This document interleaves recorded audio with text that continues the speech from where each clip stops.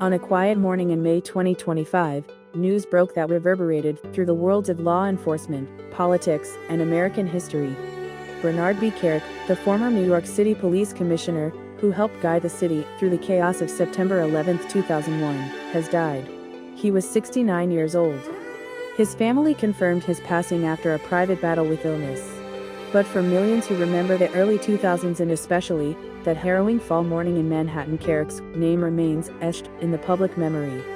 Was he a hero? A cautionary tale? Perhaps both?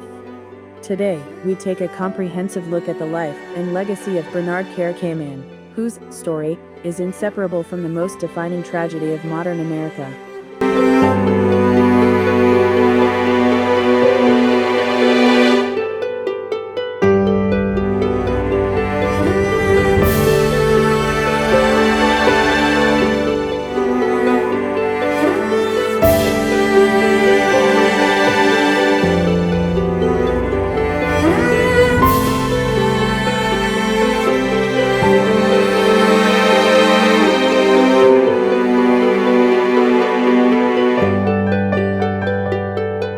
Bernard Bailey Kerik was born on September 4, 1955, in Newark, New Jersey, a city gripped by poverty, crime, and racial unrest during his formative years. His upbringing was difficult. His mother, Jacqueline Kerik, a troubled woman involved in prostitution, disappeared when he was young, and was later found murdered. Bernard barely knew her. He dropped out of high school and quickly sought structure, enlisting in the United States Army at the age of 18. He served as a military policeman in Korea, where he developed the skills and sense of purpose that would define the rest of his career. After returning home, he worked as a security guard, then as a warden in the Passaic County jail system. Eventually, in 1986, Kerik joined the NYPD, marking the beginning of a meteoric rise that no one could have predicted.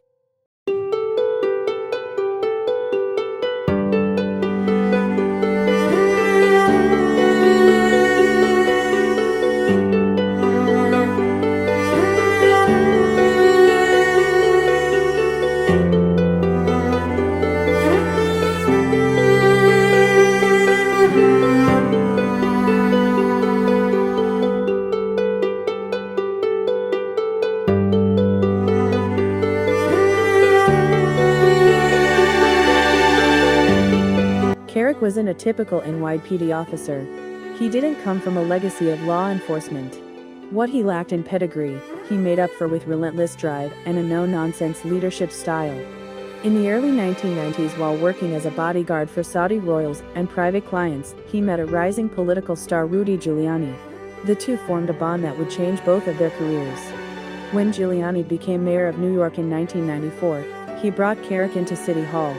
First, he was appointed to Giuliani's security detail. Then he was made first deputy commissioner at the Department of Correction. By 1997, he became commissioner of that department. Under Kerik, violence in New York's jails declined, and he was praised for administrative reforms. Critics, however, accused him of ruling with an iron fist, favoring loyalty over transparency and clamping down on dissent. Still, the Giuliani-Kerik alliance was paying off. And in August 2000, Giuliani shocked the political world by naming Kerik, who had no college degree and had never risen above police detective in rank, as the 40th commissioner of the NYPD.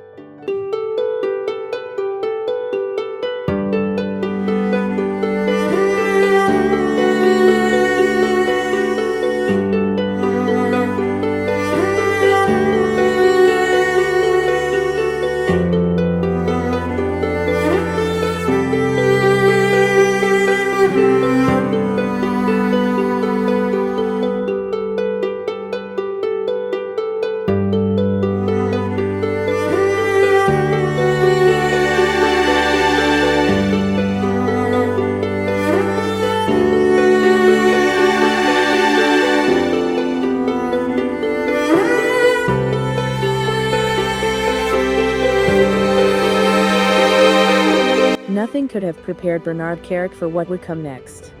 On the morning of September 11, 2001, Kerik was already at work when American Airlines Flight 11 struck the North Tower of the World Trade Center. Kerik sprang into action immediately. He coordinated with emergency services, directed evacuations, and set up a command center. Alongside Mayor Giuliani, he became a visible, calming presence amidst the smoke and rubble. In the days and weeks that followed, Kerik was omnipresent, attending funerals, reassuring the public, speaking to media, and advocating for federal assistance. He later described those hours as the most harrowing of his life. "I remember standing in the ash-covered streets, watching men I knew run into those buildings. Some never came back. That image never leaves you." For many Americans, Kerik's stoic, tough, and visibly shaken became the face of courage under fire. He received widespread praise and was awarded honors around the world, including an honorary knighthood from the United Kingdom.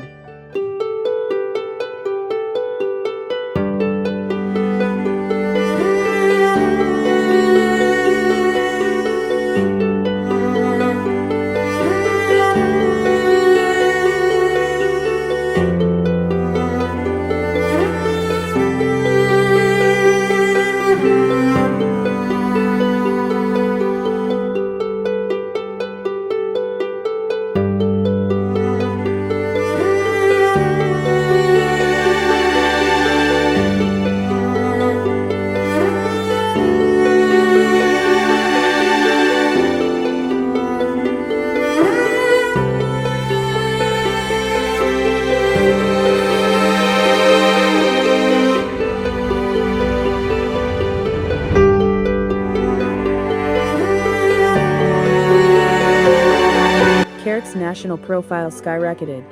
In 2004, President George W. Bush nominated him to head the newly formed Department of Homeland Security.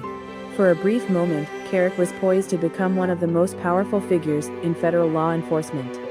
But within days of the announcement, his nomination imploded.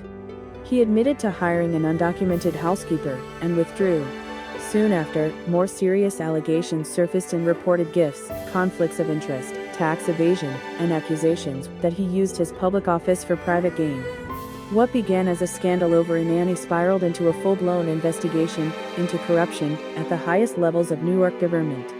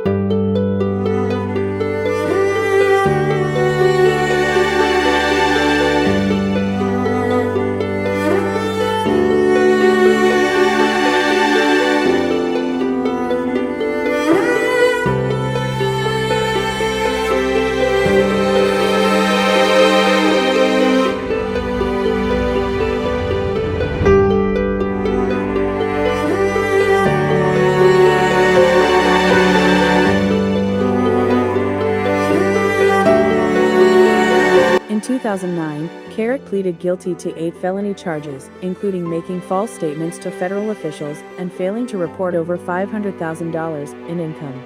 He was sentenced to 4 years in federal prison and served about 3 before being released in 2013. Behind bars, Kerik reportedly reflected deeply on the criminal justice system. "You think you know the system until you're inside it," he said in a 2015 interview.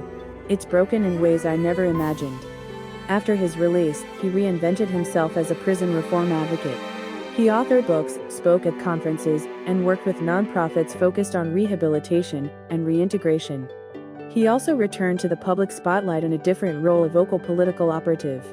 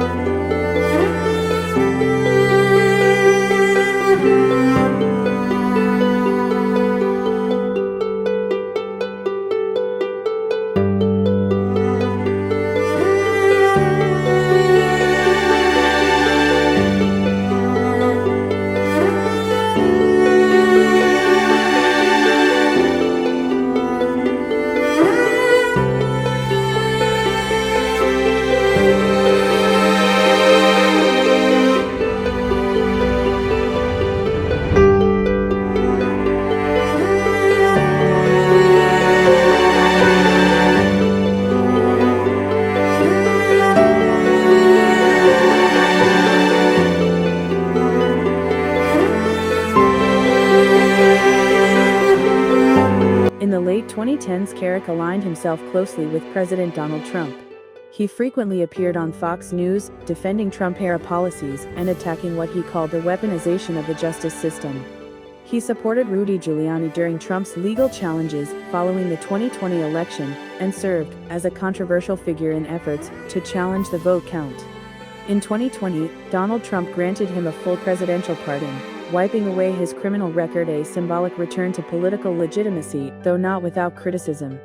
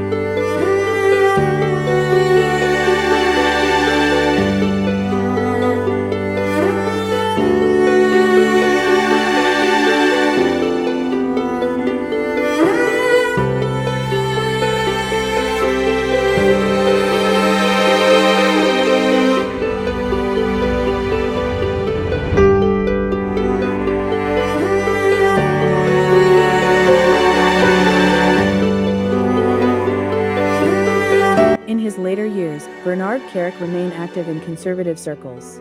He gave lectures, penned op-eds, and continued to weigh in on matters of law, enforcement, and national security. But his health declined privately.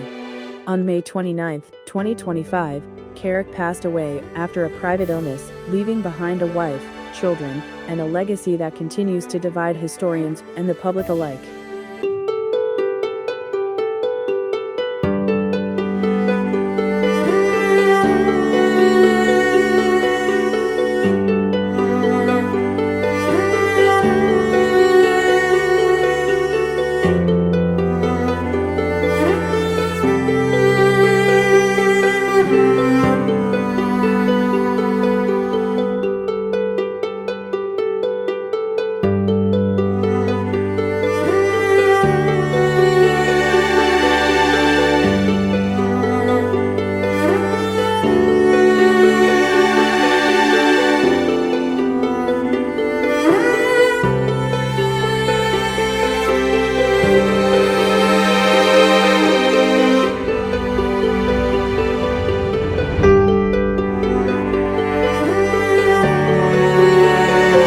So how should we remember Bernard Kerik?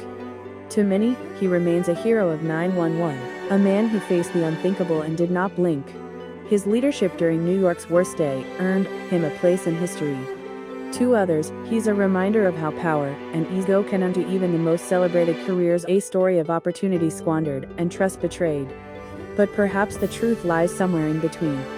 Bernard Kerik was a man of action, a survivor, and a product of a city and a nation that thrives on redemption stories. His fall was dramatic, but so too was his effort to make amends. Whether lionized or criticized, Kerik's story is deeply American, a journey through chaos, power, disgrace, and, ultimately, mortality.